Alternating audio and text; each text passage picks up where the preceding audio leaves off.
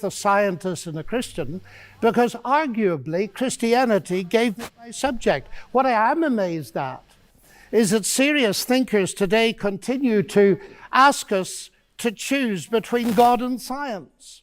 That's like asking people to choose between Henry Ford and engineering as an explanation of the motor car. So good. When Newton discovered his law of gravity... What's the easiest way to generate content? Don't. You just take other people's content and maybe alter it a little bit if you absolutely have to. This works for streamers like XQC and Asmongold and tons of others. And what are the most surefire ways to make viral content? 1, stoke moral panic and outrage, and 2, further a pre-existing us versus them narrative. Those might even be the same thing, honestly. Because like, it has nothing to do with Islam. No, it has nothing to do with culture in general. Now, what if you found a way to combine those strategies while also escaping legal and moral accountability? Well, then you'd be a Christian ministry like YouTubers Daily Dose of Wisdom, Jaiden Forrest, Nick Jones, and lots of others. From what I can tell, these are some of the most popular Christian YouTubers there are right now. Oxford mathematician destroys atheism, 15-minute brilliancy, 7.1 million views. Atheist asks tough questions, epic response, debate, 1.8 million views. Atheist comedian turns to God after hearing fees, 5 words. That sounds like a BuzzFeed article, doesn't it? It does. Also, there's 5 words there in the thumbnail. Was it whoa, that's in the Bible? Let's watch and find out. Neuroscientist explains why he believes in God, how prayer works. 1.6 million views. Oh my gosh. There are things science can't explain. And also the mitochondria is the powerhouse of the cell. Yeah. There are things science can't explain, like the mitochondria. They might try, and they might have done it, but they can't explain it. This channel in particular definitely likes the Humboldt bit. Like Jordan Peterson humbly destroys Muslim about God. Oh, yeah. And right. 3 million views, 2.9 million views, 2.6 million views. Oh my gosh. We're in the wrong niche here. I'm seriously. What you expect from titles like this is what you get in these videos. A Christian and a non-Christian talk or argue, and the Christian is at least framed as coming out on top. Rachel, think about this. If God exists, if he does, and if the story of Jesus is true, isn't that the greatest news in history? Oh, not for those going to hell. Nobody has to go. That's the whole point. Well, if they're not convinced that what they're reading in the Bible is true. I said if it was true. Isn't it great news? I guess. Yeah, Great, we get to you're with spend me. eternity. And We got him. We got him again. Mark that down as another one for Jesus, lads. To be fair, it's not always an argument like this that gets a lot of views for these channels. Sometimes it's a sermon full of anti-gay rhetoric and misinformation about LGBT people, like abuse is what makes you gay, and Jesus can fix you. But going through that trauma ultimately shaped her in her teenage years and in her adult years. And when you truly submit and give your life to God, he'll transform and he'll work out everything. What you also get from these videos is a guy sitting in the corner silently nodding his head as the video you actually came to watch plays. As an explanation of the motor car. So good. When Newton discovered his law of gravity... My friend Eric Murphy, host of Skeptic Generation here on YouTube, helped me kind of audit some of these channels, and we found some interesting trends. Eric, by the way, is my editor for certain videos, including this one.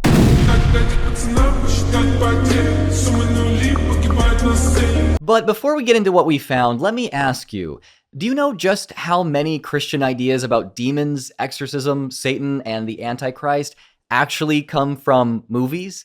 Yeah, 3 classic horror movies, that's Rosemary's Baby, The Exorcist, and The Omen, might be the most religiously influential films of all time, and most people, religious or not, don't realize that. But you're not like most people, you know stuff, and you want to learn more stuff, so come learn about the religious impact of classic horror films from religion scholar Dr. Joseph Laycock. You've probably seen him on this channel a bunch of times before. On November 10th, he's giving an online talk about The Omen, the classic film about the birth of the Antichrist and how it sent shockwaves through American religion and culture. You can sign up through the link in the description and pinned comment. We don't want to price anyone out here, so you can pay whatever you want to attend, as little as $1. And if you can't attend live, no problem. I'll send the recording of the lecture and Q&A to everyone who signs up. However you watch the lecture, I recommend you watch the original Omen film from 1976 beforehand. Look at me, Damien. It's all for you. By signing up, you won't just get a lecture and Q&A, but you'll also get an exclusive discount on the Unholy Trilogy lecture series, a course on all 3 films in the Unholy Trilogy of classic horror cinema, taught by Dr. Joseph Laycock. Castle says he got 50 death threats a day after this film came out, and he wrote them down for us. We've got a bastard, believer in witchcraft, worshiper at the shrine of Satanism. My prediction is you will slowly rot during a long and painful illness, which you have brought upon yourself. It does sound like the comments on our videos together. Yeah, yeah, if you're looking for a modern comparison, yeah. Thanks for signing up, everyone. I'll see you on November 10th. Now on to what Eric and I discovered about Christian content. So Eric, I gave you a bit of an assignment to look over some of these channels while I look over some others. Can you let me know what you have found over the last couple of days as you've been consuming this stuff?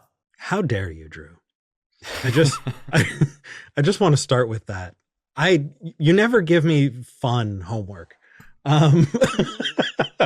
Yeah, I'll show you. Honestly, because I do video production, I just loaded it all into a Premiere file. So I'm just going to share that with you. And let's just get right on some William Lane Craig. This is Jaiden Forrest. And the way I kind of broke this down is you can see kind of red and green bars. And so the red bar is just him watching someone else's content. If I hit play here, you'll see. Son of the Blessed One, that is the Son of God. And Jesus says, I am. And then virtually quoting from Dan. Right. So you have Jaiden sitting here and he's just kind of watching. These green sections are him talking. So it is his original content. So in this case, it's him setting up the video that's going to be watched. So at this point in Ben Shapiro's life, he holds that Jesus, he's not a great teacher or prophet, but that he is a mere common criminal.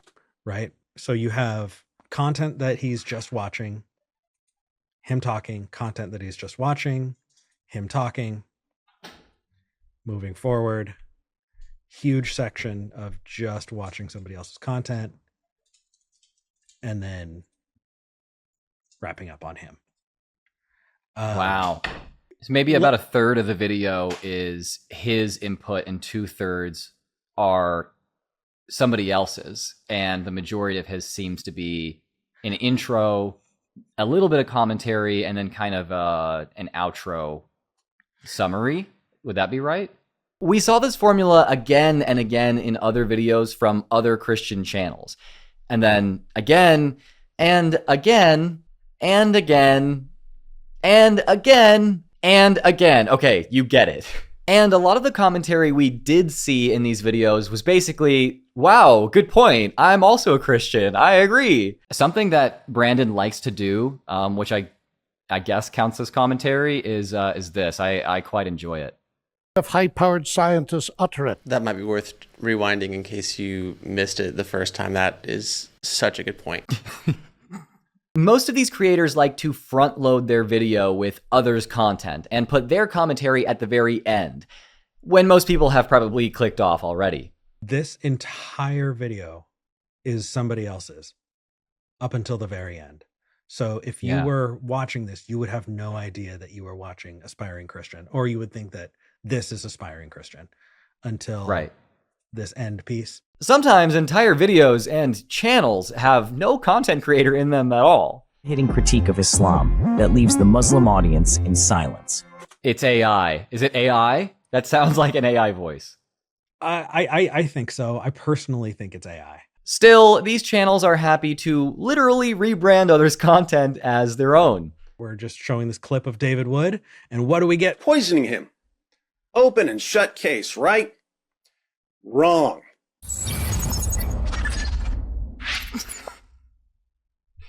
All right, I've gone... Completely useless logo animation. Not only that, but he's literally putting his logo on somebody else's video, and that's it. That there is no, that is just the logo animation. Wow. At times, these creators know and care so little about who they're poaching content from that things like this happens. This is what Pastor Daniel calls this apologist. An apologist, Kevin Hovind, with this question, convinced he has him cornered. He takes this guy's content to the tune of 484,000 views, and he still calls him Kevin rather than his actual name. Hi, Kevin. And sometimes they just watch this clip. Are those the same title, by the way? Which one? Oxford mathematician destroys atheism.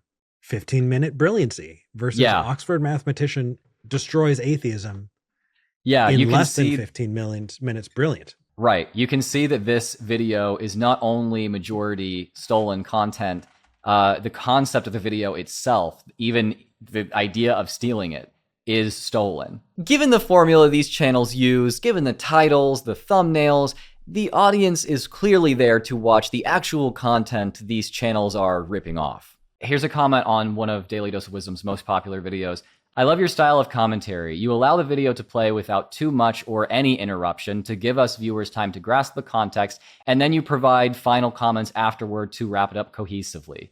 Daily Dose of Wisdom has hearted this. If you look at the conversation beneath this comment, you see people saying that it seems lazy, and this person saying, in quotes, without too much interruption. Wow. Wow. Which is essentially a summary of what they have just watched Daily Dose of Wisdom do. Another comment on Daily Dose of Wisdom. Thank you for not talking and commenting through the clip. I appreciate your input at the end. Due to your restraint during the clip, I actually listened to your views on it. On this video of Nick Jones reacting to Jackie Hill Perry saying that trauma makes you gay, the top comment here is about someone unfortunately saying that trauma turned them gay. That's the way that they see it. Oh my gosh. I don't know what led me to click on this person's name, but you can see some of their comment history, and you see Nick, just show the video, please. Roll the video. Unsubscribe because you talk too much. But Drew, these guys do say something in their videos usually. You can't ignore that. You're right. Most of these guys do technically speak in these videos. And like I said, it's nearly always reiterating something the Christian in the video they're watching said, or parroting a low-effort Christian cliche. And I want to strongly emphasize that God is not a theory, he's a person. And so I don't simply believe there is a God. I've come to know him and trust him. When Christians talk about God, it is personal. It's not fantasy, it's not the spaghetti monster in the sky.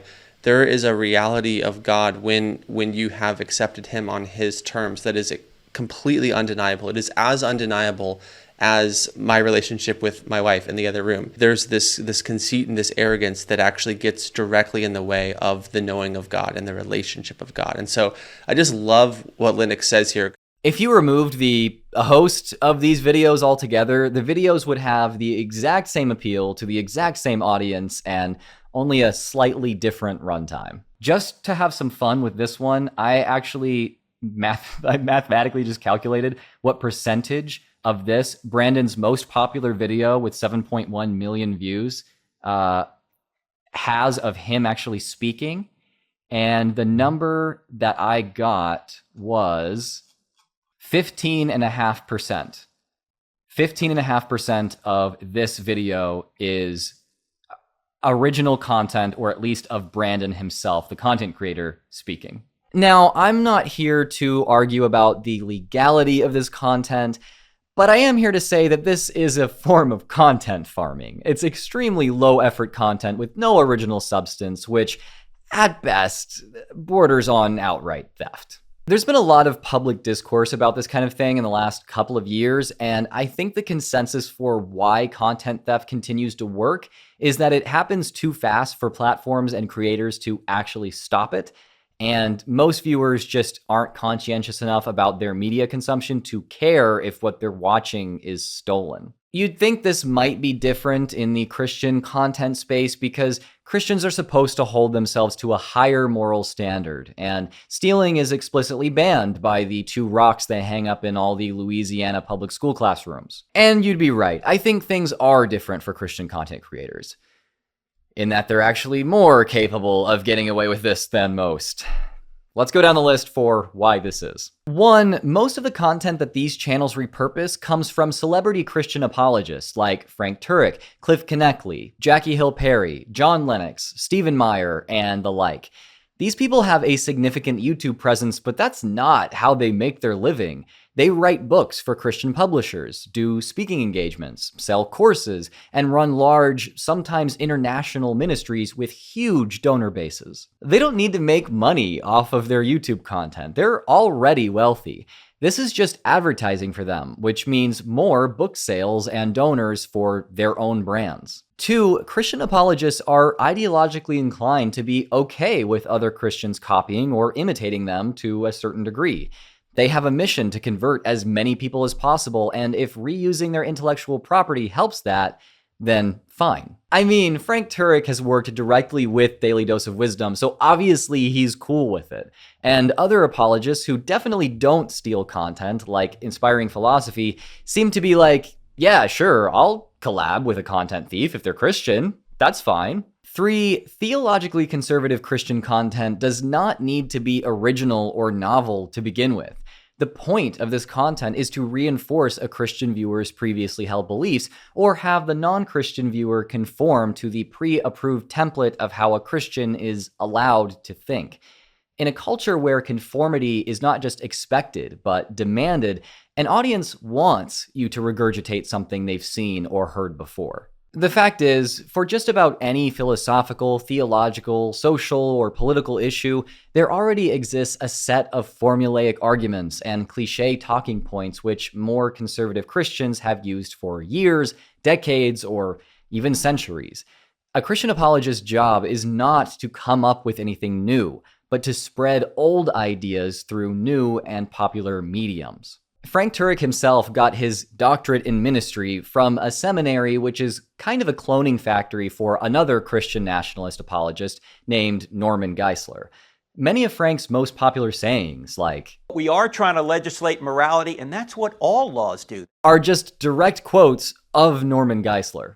This is an industry of imitation, where originality is literally heresy, and plagiarism is expected. You know, I think that you and I would say that if this is not legally a crime, it's like artistically a crime, right? But is this essentially a victimless crime because they're stealing content from people who don't need to make money off the content in the first place? If we're not talking legally, the biggest crime is that this is the kind of crap that your aunt sends you on Facebook without thinking about it. This is entirely mindless. This is the crime is what's being inflicted on the friends and family of the people who watch this. Yeah. That's what I think. Yeah. I would add to that and say that this sets an expectation for a lot of younger people who might be watching this, a lot of like teenagers who might be watching this, that this is what intellectual content looks like. This is what academic content looks like. And this is what a good content creator looks like. 4, this content deals in cosmic level narratives of conflict. It takes videos where believers and non-believers disagree about something and markets those as grand, emotive conflicts with stakes that literally cannot be higher. A non-believer doesn't disagree in these videos. They attack. A Christian doesn't make a point. They humble their opposition into silence. When an audience is primed to think according to this narrative framework, they're inclined to see criticism like mine as an attack on Christians for spreading the gospel, not criticism of content creators for profiting off of other people's work and intellectual property, calling that ministry, and probably doing it all tax-free. Now, here's another factor. You and I have done full-time content creation in a few different ways for years now. Yeah. And we've never started a non-profit in order to not pay taxes on what we're doing. I think that you and I would while we do think that we have, like a noble mission statement with the type of content we make, we probably think highly of the stuff that we make, or we wouldn't make it. We also wouldn't not pay taxes on it because we think that it's something akin to like a spiritual or, religious service.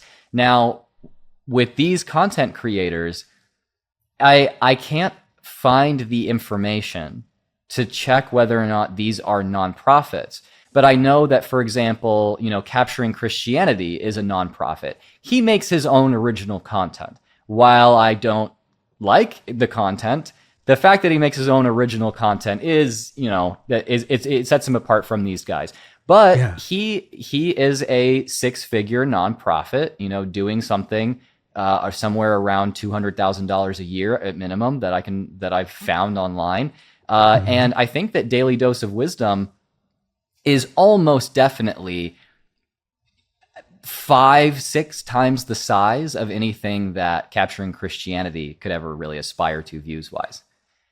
So I have to think that it's quite possible that Daily Dose of Wisdom is essentially regurgitating other people's content and then has a nonprofit to where he doesn't pay taxes on what he makes. And as long as he makes enough in donations on the back end, about a third is usually what you have to make to keep a nonprofit going, then he can essentially keep his nonprofit going and not pay taxes on his hustle. He can steal, and then because it's a religious organization, not pay taxes.